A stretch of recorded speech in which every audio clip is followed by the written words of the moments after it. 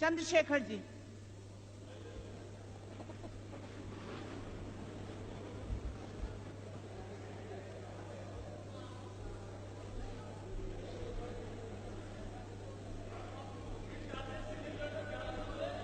मोहतरमा नायब सदर साहिबा, आज इस सवाल पर बोलने के लिए मेरे मन में दुविधा थी। केवल बोलने के लिए नहीं, इस सवाल के ऊपर मेरे मन में दुविधा थी। हमारे मित्र मुलायम सिंह यादव ने इशारा किया, नाम मेरा नहीं लिया, लेकिन मैं स्पष्ट करना चाहता हूं, मैं इस राय का था और आज भी इस राय का हूं कि आज जो परिस्थितियां हैं उसमें कोई ऐसा कानून होना चाहिए जो कानून स्थिति को संभाल सके। और इसीलिए मैं सोच रहा था कि पोटो बिल का मैं विरोध नहीं करूंगा। लेकिन ये भी एक बात ध्यान में रखने की है कि जो लोग पोटो को लागू करना चाहते हैं उनका रवैया क्या है, उनका तरीका क्या है, वो किस तरह से परिस्थितियों को साथ में लाना चाहते हैं, हाथ में लाना चाहते हैं। पिछले कुछ दिनों के अनुभव से मेरे मन को बड़ा दुख हुआ है और मैं इसीलिए आज ये बोलने के लिए, कहने के लिए यहाँ पर खड़ा हुआ हूँ। मैं समझता हूँ कि देश ऐसे संकट में है जहाँ हमारे विचारों के अंतर हो सकते हैं, लेकिन अपने विचारों से थोड़ा समझौता करके भी देश में एका कायम करने की हम कोशिश करें। पोस्ट का बॉर्डर के बाहर से आतंकवाद चल रहा है, ये सुनते सुनते देश के लोग परेशान हो गए। वो आतंकवाद वहां से चालू किया जाता है, लेकिन उसका असर तो अपनी सीमा के अंदर होता है। अपनी सीमा के अंदर बाहर से कोई आकर के निर्दोष लोगों की हत्या करता है तो इसके लिए दूसरे देश का रहनुमा जिम्मेदार नहीं, वो जिम्मेदारी हमारे ऊपर है, इस देश की सरकार के ऊपर है। अपने निर्णय को, अपने निकम्मेपन को हम दूसरे पर थोप करके अपनी जिम्मेदारी से अलग नहीं हो सकते। मैं ऐसा समझता हूं कि कुछ लोग विरोध करने के लिए विरोध करते हैं और उस विरोध करने में अपनी सीमाओं को पार कर जाते हैं, लेकिन मैं ऐसा मानता हूं कि जो लोग हुकूमत में हैं, सत्ता में हैं, उनमें ज्यादा संयम होना चाहिए, ज्यादा आत्मनियंत्रण होना चाहिए। और इसीलिए आज सवेरे सदर साहिबा, नायब सदर साहिबा, मैंने गृह मंत्री जी को बीच में टोका। मुझे उसे दुख है, क्योंकि हमारे मित्र जो दूसरे कहते हैं, आदमी अलग अलग होते हैं और उन आदमियों के रोल कभी कभी अलग हो जाया करते हैं, लेकिन बुनियादी तौर पर उनकी शख्सियत में, उनके व्यक्तित्व में अगर हम विश्वास नहीं करते हैं तो कोई जमहूरियत, कोई लोकशाही नहीं चल सकती। भाजपा के बारे में हमें कोई दिल में संदेह नहीं है।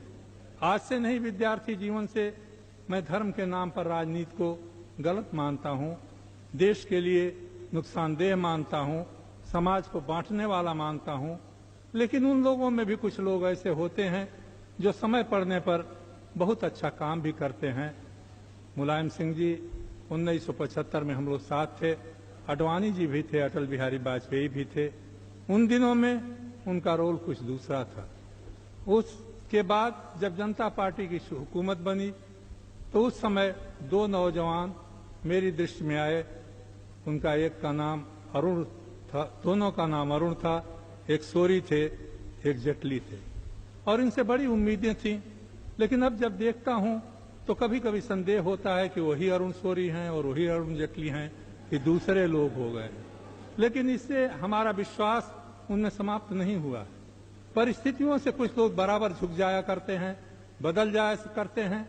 अब जॉर्ज फर्नांडिस को लेके बड़ा गुस्सा लोगों को आता है, लेकिन जब मैं उनको देखता हूं तो मेरे मन में उनके लिए आदर होता है, क्योंकि उनका अतीत जो है वो मुझे कभी भूलता नहीं है और उनके भविष्य के बारे में मुझे आशा कभी टूटती नहीं है।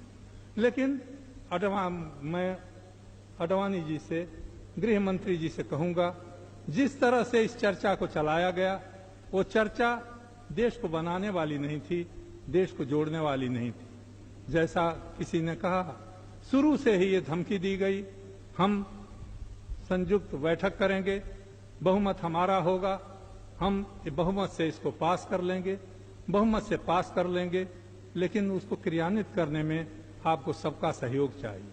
अगर इतनी भी दूरदृष्टि नहीं है तो इस देश को चलाया नहीं जा सकता। जिन राज्यों के भरोसे आप इसको चलाना चाहते हैं, उन राज्यों को आपको अपने साथ रखना पड़ेगा। जिन मुख्यमंत्रियों के जरिए इस कानून को लागू करना चाहते हैं, उन मुख्यमंत्रियों की मर्यादा के बारे में भी आपको ध्यान रखना चाहिए। मैंने शुरू में ही कहा, तकनीकी तौर पर आपका कहना यह सही हो सकता है कि आपने किसी का नाम नहीं लिया, लेकिन किसी मुख्यमंत्री ने अगर आपसे व्यक्तिगत कोई बात की तो उसको इस सदन में दोहराना किसी गृह मंत्री के लिए, किसी प्रधानमंत्री के लिए शोभा नहीं देता। ये बात मैं आज फिर कहना चाहता हूं, क्योंकि इस तरह की भावनाओं से हमारे देश में एक बिखराव की हालत पैदा हो रही है। ये पोटो का कानून जिस तरह से लाया गया है और इसका जिस तरह से उपयोग हुआ है, गुजरात में जिस तरह का उपयोग होया, मैं उस घटना को नहीं दोहराना चाहता। उसके बाद लगातार मुख्यमंत्री का जो बयान आता है और हर बात अरुण जेटली जी हमको कहते हैं, उनका बयान जरा तोड़ मरोड़ करके छाप दिया गया। तोड़ मरोड़ करके छापे हुए बयान का अगर खंडन नहीं होता तो लोगों के मन में यही लगेगा कि उन्होंने बयान ठीक ही दिया होगा और वो ठीक ही छपा है। ऐसी हालत में देश में एकता नहीं रह सकती, देश के लोगों का विश्वास नहीं रह सकता।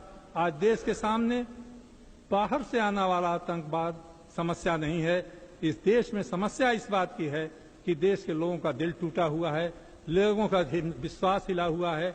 इस देश का गरीब ये समझता है उसको सुनने वाला कोई नहीं, इस देश का दलित समाज समझता है उसको न्याय नहीं मिलता, इसके अकलियत के लोग समझते हैं कि उनकी सुरक्षा नहीं है, यहाँ का नौजवान समझता है इसके पास रोजगार नहीं, इसका कोई भविष्य नहीं। बड़ी कृपा होती अगर आप इस ओर ज्यादा ध्यान देते। केवल दूसरे देशों की सहायता से आतंकवाद नहीं खत्म हो सकता। आपने कहा 61,000 लोग आतंकवाद के शिकार हुए। क्या आपको दिन याद हैं जब 25,000 लोग केवल पंजाब में मारे गए थे? कितने लोग नक्सली आंदोलन में मारे गए? कितने लोग नागालैंड में मारे गए? क्या हुआ मणिपुर का? क्या हुआ अरुणाचल का? क्या हो रहा है आज आदिवासी इलाकों का? त्रिपुरा से लेकर तमिलनाडु तक हर आदिवासी इलाके में आज एक बाउंडर खड़ा हो रहा है, एक धुआं उठ रहा है। उसे आप आतंकवाद कहें या नहीं, हमारे मित्र अभी कुछ कह रहे थे। हम सरकार का समर्थन करते हैं, सरकार का समर्थन करते रहिए, सरकार चलाते रहिए, लेकिन उसी आंध्र प्रदेश में कितने इलाकों में, कितने जिलों में आज सरकारी अधिकारी जा नहीं सकते, कितने इलाकों में जीवन सुरक्षित नहीं है। वो कोई बाहर से आया हुआ आतंकवाद नहीं है, उस धरती से जन्मा हुआ आतंकवाद है। आज क्या हो रहा है झारखंड में, आज क्या हालत है हमारा जो नया राज्य बना मध्य प्रदेश में, छत्तीसगढ़ में, और एक का एक लोग एक दूसरे के दुश्मन बन रहे हैं। इस संसद में हम लोग दुश्मन न बने, एक दूसरे के सहयोगी बने। विचारों का मतभेद हो सकता है, मैं यही निवेदन करूंगा कि गृह मंत्री जी अब भी कोई ऐसा मौका निकालिए कि आपसी विवाद समाप्त हो, हम देश के सामने और दुनिया के सामने एक मिलीजुली तस्वीर रख सकें। अगर जिस तरह से आप इस विधेयक को पास करना चाहते हैं, स्वीकृत कराना चाहते हैं, तो उसको स्वीकृत करना मेरे जैसे व्यक्ति के लिए संभव नहीं होगा और मैं विवश होकर के इसका विरोध करूंगा।